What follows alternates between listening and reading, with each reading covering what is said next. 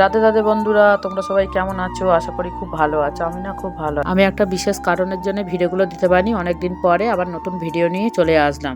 চলো সকালবেলা উঠে কি করি সেইগুলোই দেখাবো। সকালে উঠে বিছনাগুলো তুলে নিলাম, কেন বেলাটা আজকের অনেকটাই হয়েছে। আজ আমার একটু তাড়াতাড়ি কাজবাজ করতে হবে।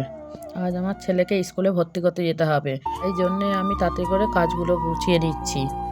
এই ড্রেসিং টেবিলটা সুন্দর করে মুছিয়ে নিয়ে ফটোগুলো টাঙিয়ে গুছিয়ে বেরিয়ে আসলাম। বেরিয়ে আসার বালিশের ওয়ারগুলো ঠিক করে লাগালাম, লাগিয়ে চেয়ার ওপর রেখে ঘরটা ঝাঁট দিয়ে নিলাম। ঘরটা ঝাঁট দিয়ে পরিষ্কার করে এইদিকে বেরিয়ে আসবো ছোটো ঘরের দিকে। ফ্রিজটা ভালো করে মুছে পরিষ্কার করে নিলাম। পরিষ্কার করে এগুলো গুছিয়ে রাখলাম।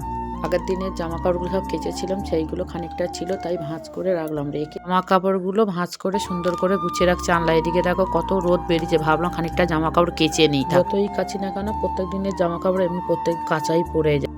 উঠোন ঝাঁট দিয়ে পরিষ্কার করে নিলাম। রান্নাঘরটা ঝাঁট দিয়ে উনুনে ছাই তুলে উনুনে নেতা দিয়ে পরিষ্কার করবো, ওখানে যার জন্য পিঠে বানাতে হবে তো তাই।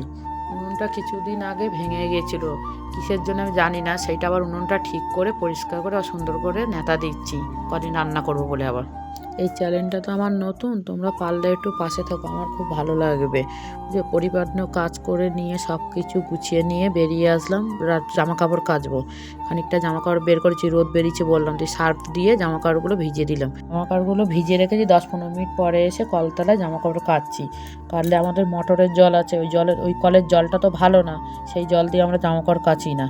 কলতলায় জামা কাপড়গুলো কেচে ফুল গাছের দিকটা চলে আসলাম। ফুল গাছগুলো নিয়ে এসেছি 20-25 দিনের বেশি হয়ে গেছে, তাই সুন্দর করে গুছিয়ে ওই ক্যারেটে মাটি রয়েছে ওতে গাঁদা গাছগুলো বসিয়ে দিচ্ছি। দেখি গাছগুলো কেমন হয়। আস্তে আস্তে করে আমার ছেলেও দাঁড়িয়ে আছে, তার সাথে আমার ছেলেও একটু কাজ করে দিচ্ছিল আমার সাথে। গোলাপ গাছের ফুলগুলো ঝরে ফুরে গেছে। গোলাপ গাছগুলো দেখো কত সুন্দর পাতা বেরিয়েছে ছোট ছোট। সেই পাতাগুলো লাঠি দিয়ে আমি পুঁতে দিচ্ছি, যাতে ধরে ধরে সুন্দরভাবে উঠতে পারে।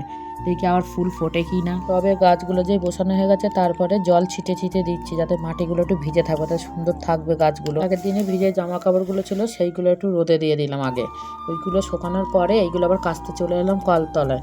কেচে টেচে নিয়ে সুন্দর করে গুছিয়ে তারপর মেলে দিলাম। দেখো এই মাথা থেকে ওই মাথা কি কষ্ট হয়েছে। তার মধ্যে চলে এলো মেলার পরে, দেখছি একটা ফেরিয়ালা আসছে। ফেরিয়ালাটা আসার পর দেখি কৌটোগুলো কত সুন্দর লাগছে জানো, বেশি দাম না, মাত্র 10 টাকা করে মশলারা বলে। কৌটোগুলো এনে সার্ফ দিয়ে ধুয়ে সুন্দর করে রেখে রোদে দিয়ে দিলাম ঝুড়িটা করে।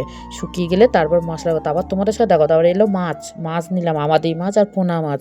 আমাদি মাছ দিয়ে পুঁই মিটুলি বেগুন আলু দিয়ে রান্না করব, সুন্দর লাগে খেতে। তোমরা কে খাও একটু আমাকে কমেন্ট করে জানিও। এদিকে আবার পোনা মাছ দিয়ে কাঁচা টমেটো আলু দিয়ে রান্না করব, কেন আমাদের বাড়িতে একটু টক খেতেই ভালোবাসে, যত শীতকাল টক তো ভালোই লাগবে। তেলের ওপর 5 ফোড়ন দিয়ে কাঁচা লঙ্কা তুলে দিয়ে আলু টমেটোগুলো তুলে নুন দিয়ে হলুদ দিয়ে কষে সুন্দর করে রান্না করব। রান্না করার পরে ওইদিকে দেখো ভাত হয়ে গেছে। ভাতটা এবার আমি উপর করব, কেন উনুনে তো সবসময় যেতে ভালো লাগে না, তার জন্য গ্যাসেই রান্না করতে। সবসময় তো শরীর তো সবসময় ভালো থাকে না। এই জল দিয়ে এবার একটু তরকারিটা কষে ঢাকা দেবো। টক তো, টকের জন্য আলুটাও সেদ্ধ হতে চায় না। তরকারিটা প্রায় হয়ে এসছে, আলু প্রায় সেদ্ধ হচ্ছে। এবার মাছগুলো দেবো, দিয়ে এবার ঢাকা দিয়ে রাখবো। তরকারিটা হয়ে এসছে, এবার আমি নামিয়ে নেবো। ভিডিওটা আজকের এই অবধি, পরের দিন নতুন ভিডিও নিয়ে দেখা হবে।